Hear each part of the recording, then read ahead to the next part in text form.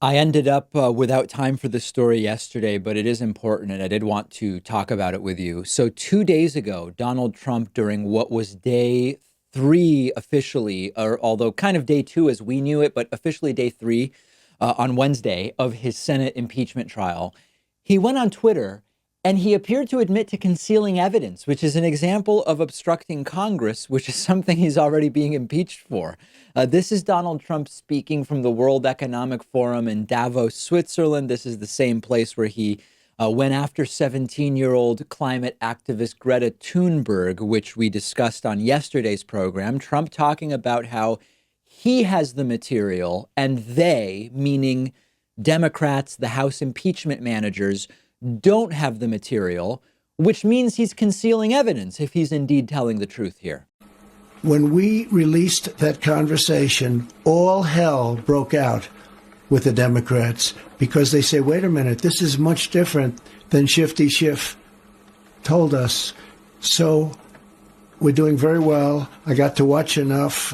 I thought our team did a very good job. But honestly, we have all the material. They don't have the material. We have the material. They don't have the material. If we're understanding Donald Trump, and if he's telling the truth, it's always possible with Trump that either we're not understanding him because he's difficult to understand, or that he's simply lying. He seems to be admitting to withholding evidence from House impeachment managers. And by the way, Donald Trump also lying in that clip for sure, even though it's only 23 seconds, Donald Trump also managing to lie and again falsely claim that he released the phone call transcript. He did not release the phone call transcript. The phone call was about 33 minutes long, going from memory. The transcript portion that was released seemed to consist of somewhere between 6 and 9 minutes of that 30 to 33-minute phone call. But he keeps repeating, and his attorneys keep repeating, and Republicans keep repeating, we saw the transcript and it was fine and it was a perfect phone call. They did not, and it wasn't. And we would love to see the transcript. And by the way, I would love to hear audio of the perfect phone call. But back to the material that Donald Trump has. This is their strategy, and they've been rewarded for this strategy. We talked about this a lot on yesterday's program. They've ignored subpoenas, simply saying we're not going to do it. He's crediting the strategy of ignoring subpoenas and withholding material as the reason why he's doing well in the impeachment trial. Every single time Congress requests something, Trump and his lawyers stonewall, or they just don't do it. They're asked to produce documents. They don't. They try to block witnesses. They try to prevent witnesses from testifying. This is obstruction of Congress, which Donald Trump is bragging about doing. And he's doing it in order to obstruct an impeachment trial, partially for obstructing Congress. I guess the upside is if you're already impeached for obstruction of Congress, you can't be double impeached for obstruction of Congress. I don't know. And the sickest part is that it's going to work. Trumpists don't care about Donald Trump actually being exonerated in a fair trial. We talked about how on day one of, actually before day one, well, depends on what you call day one. But before opening arguments even started, you had both Donald Trump's lawyers and House impeachment managers saying, for this to really carry weight, for an acquittal or a conviction to really mean something, it needs to be a full and fair trial. And if you're the House impeachment managers, that means it has to include documents. It has to include witnesses. And the reality is they're wrong. Trump doesn't care about actually having a fair trial because Trumpists don't care about having a fair trial. They will see a kangaroo court return a sham acquittal. We learned 40% of Republicans weren't even in the chamber during much of Adam Schiff's opening arguments 2 days ago. They will see this bogus sham acquittal that's been preconceived already, and they will consider it an exoneration, even though Donald Trump's handling of his impeachment is arguably impeachable, and he'll be acquitted and potentially reelected in November of 2020. Just look at what's happened before.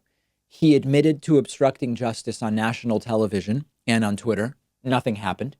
We say this guy appears to be untouchable, and he seems to actually be right. He believes he's untouchable, and so far he's been untouchable. He publicly intimidates witnesses on Twitter and through subordinates, tampering with witnesses, gets away with it.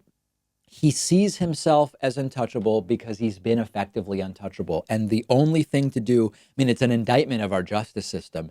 It's an indictment of the state of checks and balances. But the only thing we have left is to vote in November, as I said yesterday, in such large numbers that it would be difficult to manipulate into a Trump win, period. The chance of an indictment essentially ended when impeachment began. It's sad. It's horrible to admit. These Republicans won't even consider it. I was hoping maybe, when we hear there might be 5 Republicans who might be willing to do the right thing and maybe they could convince others. It's just not going to be what the Republican Party cares to do here. It's not. We've lost checks and balances. The only one left is it's not just a win in November. It has to be an overwhelming win. So overwhelming that foul play and tricks and interference and voting machine nonsense and all of it can't get him reelected. And once again, I'm opening the floor. If you think there's any chance of a conviction in this Senate trial, I want to hear from you. I don't know if there's anyone left in my audience who thinks we might see a conviction here. I saw that the betting odds at one point had about 12% of the money saying there will be a conviction. That was down to 7% a couple days ago. I don't know where it is right now. If there's anyone in my audience who thinks we might see a conviction, by all means, please get in touch and tell me what will happen. I know that the David Pakman Show audience is full of curious and creative people who love learning new things and bettering themselves. And that's why I'm so excited to tell you about one of our sponsors, Skillshare, the vibrant online learning community that offers thousands of classes on almost any topic you can imagine. And you'll get full access to the entire library of classes for 2 entire months free when you go to davidpakman.com/skill.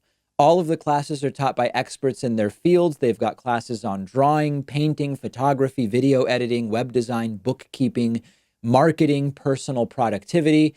Doesn't even scratch the surface. I recently took a class about photography. If anybody follows me on Instagram, you know that my photography skills leave much to be desired.